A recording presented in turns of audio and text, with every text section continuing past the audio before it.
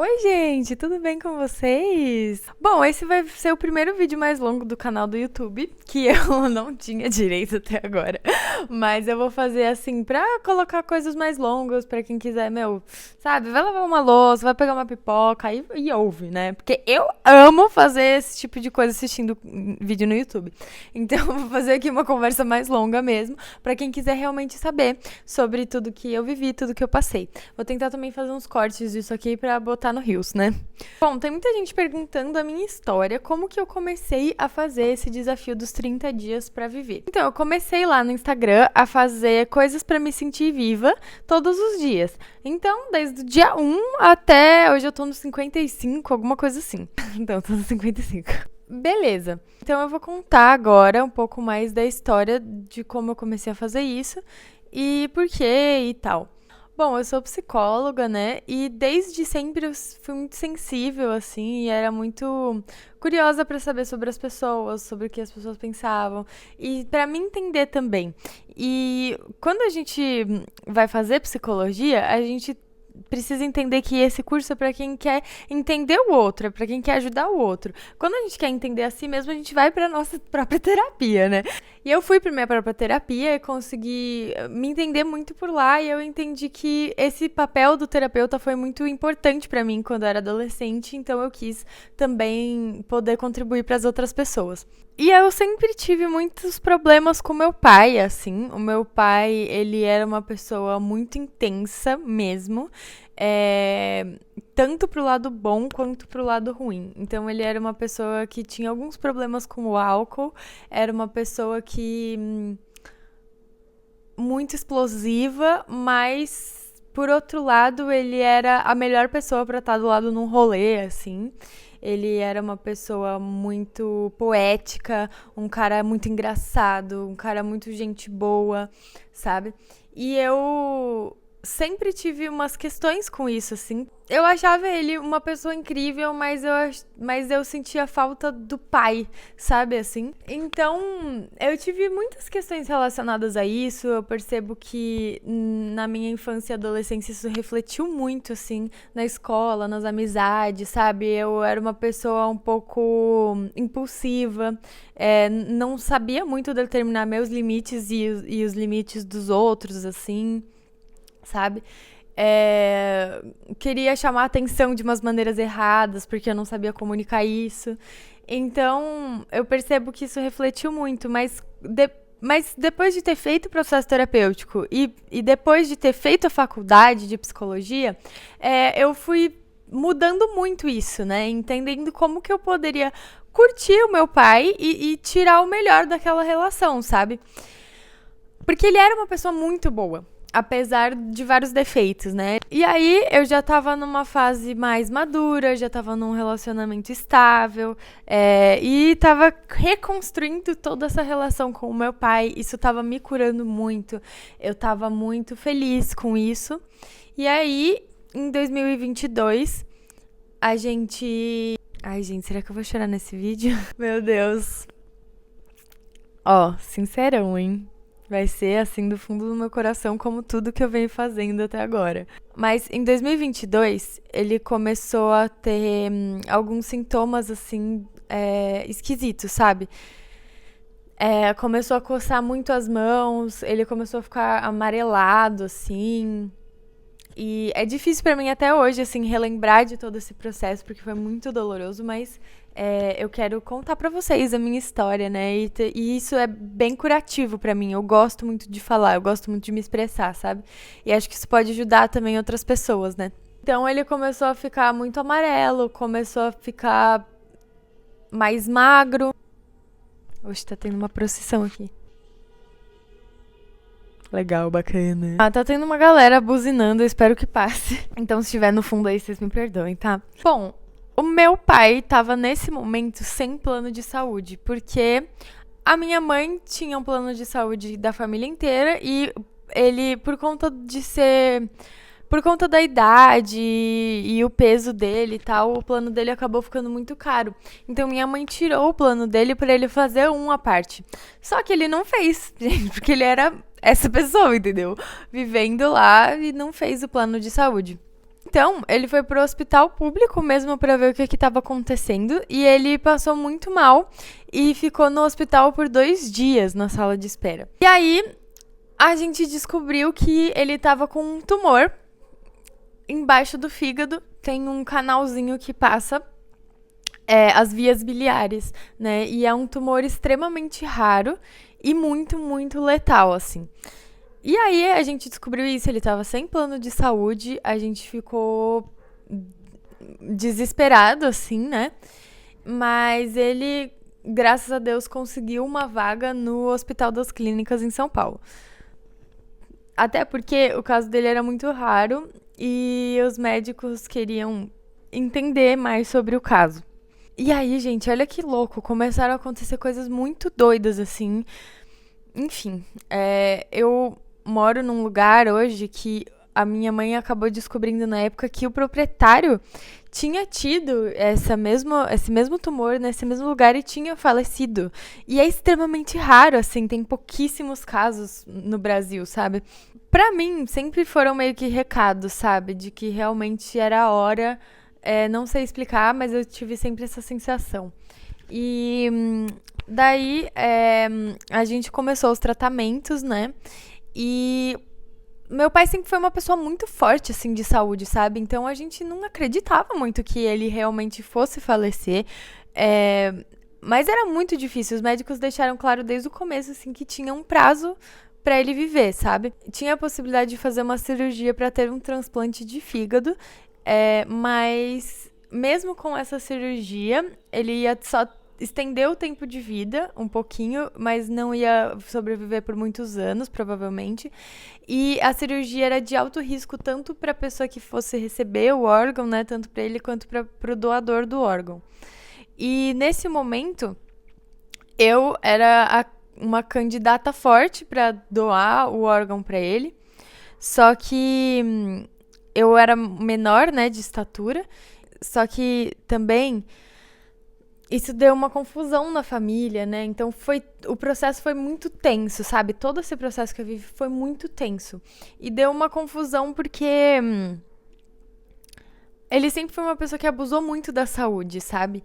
E como era uma cirurgia de alto risco pra mim também, a minha mãe ficou com muito medo e ela ficou.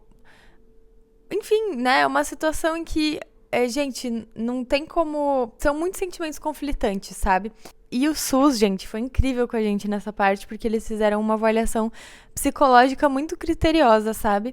E não é fácil, assim, pra você doar um órgão, sabe? Eles têm muitas precauções por causa do tráfico, por causa da compra e venda de órgãos, né? Então, tem uma banca que examina cada caso e diz se você tá apto ou não pra doar. E no meu caso, a enfermeira entendeu que era melhor seguir com outras opções de doadores, porque eu não. Porque eu tinha dúvidas, sabe, sobre doar. E no caso de dúvidas, é sempre um não. Por parte da própria banca de médicos, não por mim necessariamente, sabe? Mas do mesmo jeito, eu era muito menor do que ele, né? Então eu não cheguei nessa parte de medir o órgão, mas provavelmente também não ia ser possível. Isso, nossa, gerou 1 milhão de sentimentos em mim, né? Mas 1 milhão de coisas que vieram à tona da minha relação com o meu pai, assim. E a gente conversou muito, eu e ele, sobre isso. Inclusive, ele no começo estava fazendo de tudo para viver, sabe? E ele não reviu muito os conceitos dele, sabe? Quando a gente acha que alguém tá. A gente fala assim, nossa, essa pessoa ficou doente. Aí a gente já acha que a pessoa vai ter, tipo, milagrosamente uns insights da vida, assim, e pronto, né? E não, ele continuou exatamente a mesma pessoa que ele sempre foi. Esses insights só foram acontecer perto da morte mesmo, sabe? Porque ele ainda viveu 1 ano e meio depois que descobriu a doença, sendo que a expectativa de vida era alguns meses só. Então ele viveu bastante. E isso foi muito bom, porque a gente teve muito tempo, né, pra se acertar e pra conversar e tudo, só que, por outro lado, também foi muito angustiante, porque a gente não sabia nunca quando ia ser a hora e a gente tava sempre tenso, sabe? Aí a gente descobriu que ele não ia conseguir fazer mais a cirurgia de doação do órgão. O meu tio tava nessa hora no processo pra ser o doador, mas não deu certo, porque o caso do meu pai já não seria mais possível fazer essa cirurgia.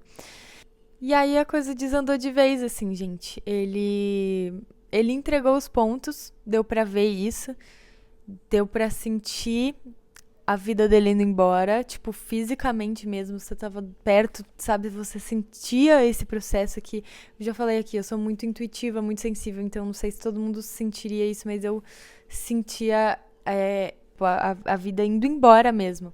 Um dia ele me ligou, me pediu desculpa por todos os erros dele, e eu falei que não tinha nada pra ser desculpado, porque todo mundo erra, né? E eu também tinha errado como filha, mas que ele sempre me ensinou muito, porque se não fosse ele, acho que eu nem teria sido psicóloga, pra ser bem sincera. Nesse momento, assim, a gente teve muito tempo pra conversar, sabe? A gente conversou sobre tudo, a gente conversou sobre o que ele pensava da morte, a gente conversou sobre os sentimentos. Ele dizia que tava com muito medo, mas a gente chegou juntos na conclusão de que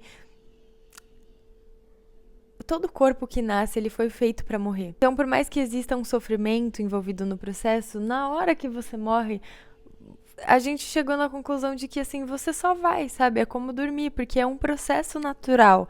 Não sei depois o que tem, né? Mas esse momento da morte, ele acontece, você vai, sabe? Enfim, os últimos tempos, assim, as últimas semanas foram muito, muito difíceis. Ele tava muito magro, ele tava com muita dor. Foi muito punk, assim, passar por isso. Foi muito angustiante. Acho que eu nunca senti nada tão angustiante na minha vida. E só de lembrar hoje, assim, às vezes eu tô na rua, eu sinto um cheiro que me lembra o hospital, eu já embrulho o estômago, sabe? Assim, é uma sensação muito, muito, muito ruim. E aí, teve um dia que eu tava aqui em casa, meu pai tinha ido pro hospital, ele ia e vinha, né, nessa altura, ficava internado, depois voltava pra casa, e aí ele disse que ia fazer um procedimento, uma tomografia, e ele disse que me amava, a gente fez uma chamada de vídeo, e eu acordei e ele não tinha ainda acordado, né? E não tava me respondendo. E eu tava sentindo uma coisa muito. Gente, eu tava com um sentimento assim, muito, muito, muito. Coração apertado. Eu cancelei todos os atendimentos do dia. Eu comecei a pintar um quadro assim. E eu tava só tentando respirar e tentando me acalmar. E aí minha mãe me ligou falando que a psicóloga do hospital tinha chamado a gente pra ir lá. Aí eu já falei pro Dani, prepara as coisas que acho que ele já foi. Minha mãe chegou lá no hospital e ela disse que a psicóloga tinha dito que ele ainda estava vivo, mas que ele ia morrer naquela noite. Então a gente saiu correndo pra se despedir, assim. E, gente, isso foi muito tenso. Foi um dos piores dias da minha vida, mas o pior dia da minha vida foi o depois. Foi o dia seguinte. Porque a gente tinha que reconhecer o corpo, a gente tinha que. Ele morreu na madrugada, então a gente já sabia que ele ia morrer e a gente já sabia o que estava por enfrentar nos próximos dias. Então eu tive que reconhecer o corpo, eu não deixei minha mãe fazer nada disso sozinha, porque minha mãe também estava o tempo inteiro em função dele. E meu irmão é mais novo do que eu, então eu fui lá, eu escolhi as roupas, eu levei os documentos, eu reconheci ele. A gente teve que ir no cartório, eu e minha mãe nos apoiamos muito nessa hora para fazer toda a burocracia, para escolher as coisas de velório. E, gente, isso é uma coisa que eu nunca pensei passar na minha vida. E a gente não tem ideia como é que é. Então é isso, gente. Esse processo foi muito, muito tenso pra mim. Foi muito intenso também, porque muitas coisas foram trabalhadas ali, sabe? Entre eu e o meu pai. E depois disso, assim, eu comecei a ver a vida de outra maneira, tipo, muito diferente de como eu via antes. Foi muito difícil porque demorou um tempo, assim, pra passar, por exemplo, o estado de tensão o tempo inteiro. Porque é como se eu não tivesse tranquilidade, assim, nesse período de 1 ano e meio que ele esteve doente, assim. A todo momento a gente ficava tenso, achando que alguma coisa poderia acontecer. Então, assim, foi muito estranho depois que tudo acabou, que isso tivesse um fim, sabe? e que a minha vida não tivesse mais nada pra acontecer. E aí eu mesma comecei a ficar, entrar num processo de esperar uma notícia ruim, assim. Então eu comecei a achar que eu mesma ia ficar doente, tive alguns sintomas, assim, até hipocondríacos, né, nesse sentido. Mas tudo fazia parte também do processo de luto e de tudo que eu vivenciei, né? Porque foi uma experiência muito forte, assim. Então, é isso. Esse é um pouco da minha história. Eu vivenciei o luto e eu comecei a fazer esse processo de coisas para me sentir viva depois de um ano que tudo isso aconteceu. Eu vivi um período de luto em que eu realmente tive as fases do luto e uma delas é a depressão, né? Então eu comecei a fazer isso como uma forma de honrar a vida, tanto do meu pai quanto a minha própria, né? Quanto eu ter ficado aqui e eu poder viver. Porque isso, assim, é um presente, sabe, gente? Nessas horas de doença e nessas horas de coisas muito tensas, assim, a gente percebe que o que é mais importante é estar com as pessoas, sabe? É viver com as pessoas. Até o último momento, eu e meu pai, a gente dava risada sobre alguma coisa, sabe? Eu e meu irmão, ele morreu um dia depois do Dia dos Pais. E eu e meu irmão, no Dia dos Pais, demos um copo Stanley pra ele. E porque ele tinha uma piada com o copo Stanley, assim, porque ele teve um Natal que o copo Stanley tava em alta e ele comprou um copo pra cada um da família, só que nenhum dos copos era Stanley.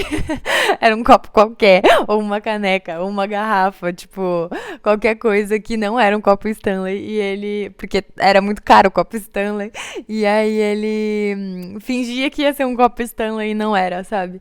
Então a gente deu pra ele de Dia dos Pais um copo Stanley mesmo. Então, assim, a gente até o último momento tava rindo, tava fazendo piada, tava fazendo humor. Isso é uma coisa que nos curou muito, sabe? Nos trouxe muita saúde, mesmo no momento de doença, de dificuldade, assim. Então, é uma coisa que eu levei do meu pai e que eu quero cultivar sempre na minha vida. Eu quero trabalhar sempre na minha vida isso. Eu quero passar pelas dificuldades com leveza. Eu quero não negar o que tá acontecendo, sabe? Mas atravessar isso da maneira mais leve possível, assim. E isso eu quero levar para as pessoas, independentemente da minha profissão de psicóloga, né, na clínica, mas eu quero levar para as pessoas no geral, assim. Eu fiquei com muita vontade de criar, de ser espontânea, de viver mesmo, sabe? A sede de vida que isso me deu não tá escrita, assim. Porque meu pai tinha muita sede de viver. Ele, nossa, passeava de barco, passeava, sei lá, fazia trilha. Ele gostava muito, ele era muito ativo, né? Antes, assim, depois quando ele ficou mais velho, isso mudou um pouco. Eu acho que, tipo, mesmo antes dele descobrir a doença, já tava um período que ele já tava mais, assim, diferente, sabe, do que ele era. Então, assim, mas ele era uma pessoa muito cheia de vida e é uma coisa que eu levo pra sempre, assim, no meu coração. Eu quero aproveitar ao máximo a minha vida, nem que... E eu não tô falando de dinheiro, assim, porque você pode estar no lugar mais chique do mundo, você pode estar comendo a melhor comida do mundo, mas às vezes você não tá aproveitando, sabe? Então é sobre você realmente aproveitar e dar um significado pros seus dias. Isso não significa também não viver o que você tem que viver. Tipo, sabe? Eu precisei ficar triste e precisei ficar comigo mesma durante um ano, assim. Pensando sobre tudo isso que aconteceu. Porque, gente, entender isso, essa história que aconteceu é bizarro, assim, sabe? Então, é sobre isso, assim. Viver também é passar pelos períodos difíceis que você precisa passar. Só que é entender que você pode passar por isso com compaixão com você mesma e de fato vivendo, sabe? De fato fazendo o aprendizado que você precisa fazer com aquilo. Porque de tudo que você vive, você pode tirar um aprendizado se você olhar pra isso com sentido, tá bom? Então é isso, gente. Eu espero que vocês tenham gostado. Esse é o primeiro vídeo do canal. Mas eu espero, assim, não espero que tenha muitas visualizações, né? Porque realmente é para as pessoas que querem estar aqui e que querem ouvir com mais calma a minha história, tá bom? Então, muito obrigada se você chegou até aqui. E obrigada por todo o apoio, assim, do Instagram e de tudo. A gente tá pequenininho ainda, né? Mas eu espero que com muita qualidade, assim, muito mais do que quantidade. Acho que isso eu prezo mais do que tudo. Como eu falei pra vocês, é sobre realmente viver e se entregar pras coisas. Então tá, um beijo, gente. Muito obrigada. Tchau, tchau.